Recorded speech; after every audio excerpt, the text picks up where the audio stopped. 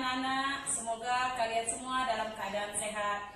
Anak-anak, kita belajar di rumah dulu ya, karena Indonesia sedang mengalami pandemi COVID-19. Jangan lupa ya anak-anak, selalu menjaga kebersihan, kemudian makan makanan yang sehat. Yang ketiga, jangan lupa hindari kerumunan. Kemudian yang keempat, social distancing ya, jadi harus jaga jarak 1 meter. Nah anak-anak sayang, yang terakhir, kalian stay selalu di rumah ya. Baik, untuk kali ini Mentera akan menjelaskan pembelajaran tema 9 dengan judulnya Kayanya Negeriku ya. Hari ini kita akan bahas tema 1, kekayaan sumber energi di Indonesia. Sudah siap semuanya? Siap ya? Sekarang Mentera akan ajarkan dulu untuk bahasa Indonesia ya. Bahasa Indonesia kali ini kita akan membahas tentang wawancara. Kalian tahu semuanya apa arti wawancara? Ya, betul sekali. Wawancara adalah kegiatan bertanya jawab antara narasumber dengan si penanya, ya. Jadi, ketika kita melakukan wawancara, kita harus melakukan beberapa persiapan. Seperti 1, jangan lupa siapkan dulu temanya. Ya. Yang kedua, setelah mendapatkan tema, kita tentukan narasumbernya. Misalnya, kalian ingin mengetahui tentang bagaimana cara bercocok tanam yang baik. Berarti yang kalian undang untuk narasumbernya siapa? Yuk, siapa yang tahu? Ya, betul sekali ya sayangnya. Yang kita undang adalah petani ya, atau insinyur pertanian ya. Setelah kita tahu narasumbernya siapa, kemudian yang kita siapkan adalah membuat pertanyaan, membuat daftar pertanyaan ya. Kalau membuat daftar pertanyaan sudah selesai semua, kemudian kita melakukan wawancara dengan narasumber. Siapa itu narasumber nak? Narasumber adalah orang yang memberikan informasi ya. Nah, kemudian anak-anak sayang, pada saat melakukan wawancara, ada langkah-langkah yang harus kita lakukan. Yaitu yang pertama apa? Mengucapkan salam.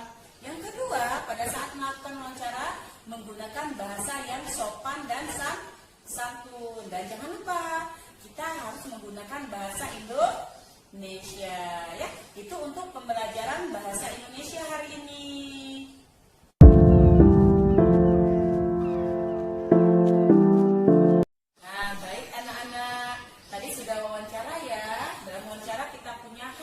Kewajiban ya. Sekarang apa itu hak nak? Hak adalah segala sesuatu yang kita terima. Kapan kita menerima hak kita? Sejak kita terlahir ya. Contohnya apa sayang hak itu? Contohnya kalian di rumah hak mendapatkan pakaian yang layak, hak mendapatkan waktu istirahat, kemudian hak mendapatkan pendidikan yang baik ya. Oke, selanjutnya apa itu kewajiban nak? Nah, kewajiban adalah segala sesuatu yang harus kita lakukan. Kalau kita tidak melakukan kewajiban, maka kita akan mendapatkan hukuman atau ada sesuatu yang harus kita terima ya. Hukumannya itu misalnya tidak buat PR, maka akan mendapatkan teguran dari guru ya. Nah, baik, apa contoh kewajiban nak? 1, kewajiban kalian di sekolah adalah datang tepat waktu. Kemudian kalau di sekolah, yang kedua, jangan lupa kewajiban kalian ya, belajar dengan baik. Kalau contoh kewajiban di rumah apa sayang? Menjaga nama baik orang tua. Kemudian yang kedua, kewajibannya membantu kedua orang tua. Nah, yang paling penting yang ketiga adalah menghormati kedua orang tua ya. Nah, jadi selain daripada itu di lingkungan kita punya kewajiban ya, supaya kenapa? Supaya lingkungan kita menjadi bersih. Contohnya apa?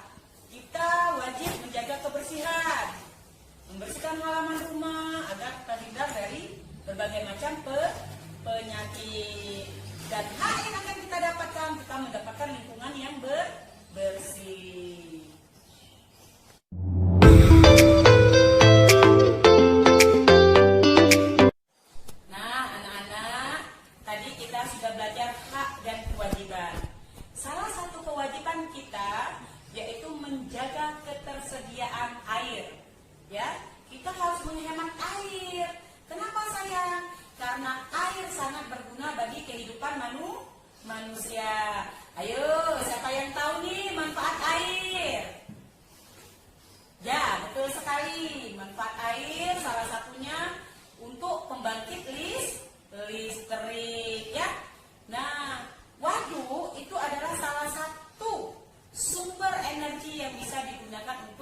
pembangkit listrik. Maka itu kita harus menghemat penggunaan air. Baik anak-anak, apa itu energi? Energi adalah usaha untuk melakukan sesuatu. Nah, kalau pada manusia kita memperoleh energi dari mana? Betul sekali, dari makanan ya, dari makanan ya sebagai sumber energi bagi manusia ya. Nah, energi itu ada energi alternatif ya. Apa nak contoh energi alternatif? Matahari, arus air ya. Kemudian lagi bekas tanaman itu ya, bekas tanaman misalnya padi ya, padi itu bisa dibuat sebagai energi nantinya ya, yang berkaitan nanti dengan biodiesel ya, biosolar gitu ya nak ya. Nah sekarang, waduh, apa yang digunakan untuk pembangkit listriknya? Arus airnya itu ya. Jadi kalau untuk laut, sungai, itu yang kita gunakan adalah arus airnya yang digunakan untuk pembuatan pembangkit listrik.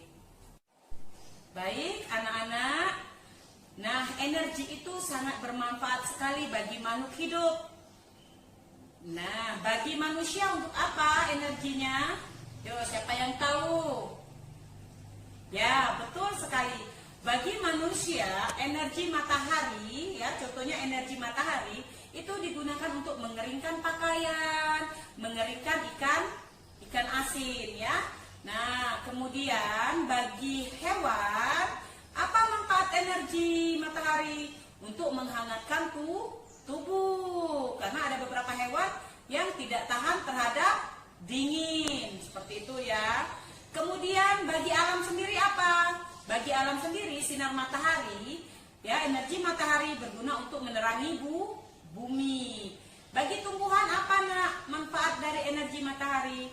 Manfaatnya untuk melakukan fotosintesis. Fotosintesis itu adalah apa? Kemampuan tumbuhan membuat makanan sendiri ya.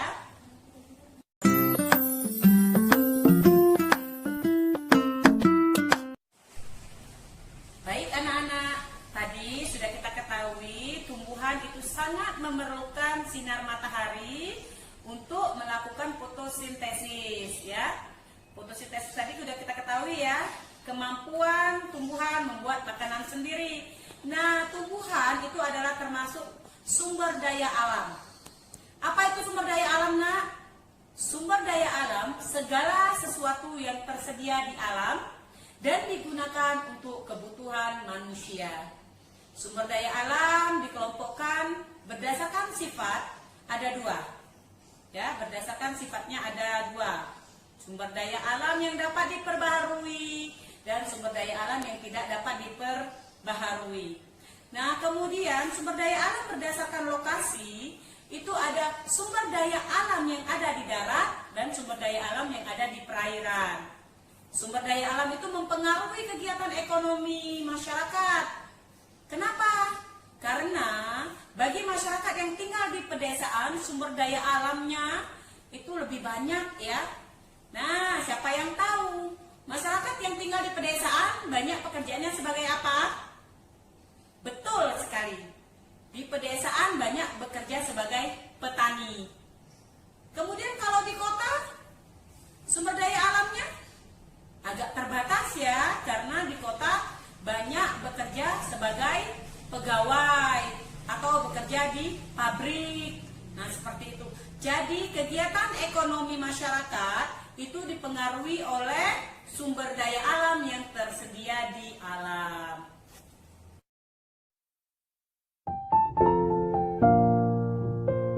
Nah, anak-anak, tadi di pelajaran sebelumnya kita sudah mempelajari hak dan kewajiban. Ya, kewajiban kalian di rumah salah satunya membantu orang tua.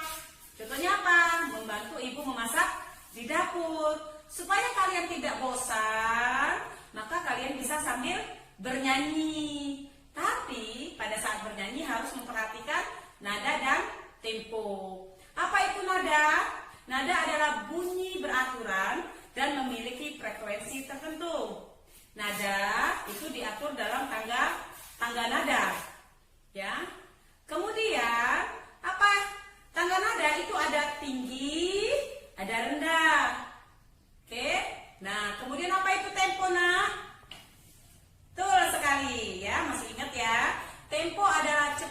memperlambat lagu. Nah, tempo itu bisa diukur menggunakan suatu alat. Nama alatnya masih ada yang ingat? Ya, nama alat untuk mengukur tempo adalah metronom. Ya, tempo itu berkaitan dengan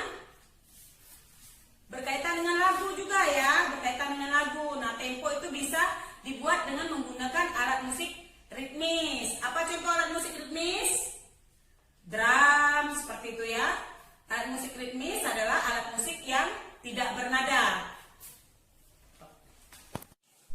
Nah, anak-anak, tempo juga bisa kita buat sendiri dengan menggunakan tepuk tangan atau hentak kaki. Ya. Dalam sebuah lagu ya, tadi tempo sudah kita bahas, kemudian Ibu akan menjelaskan perbedaan nada tinggi dan nada rendah. Misalkan ya, Ibu ambil judul lagu Kebunku.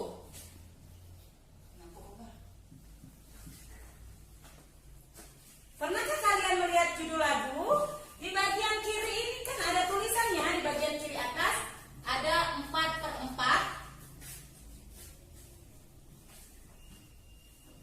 Kemudian ada tulisan moderato. Nah, moderato ini menunjukkan tempo untuk lagu Kebunku.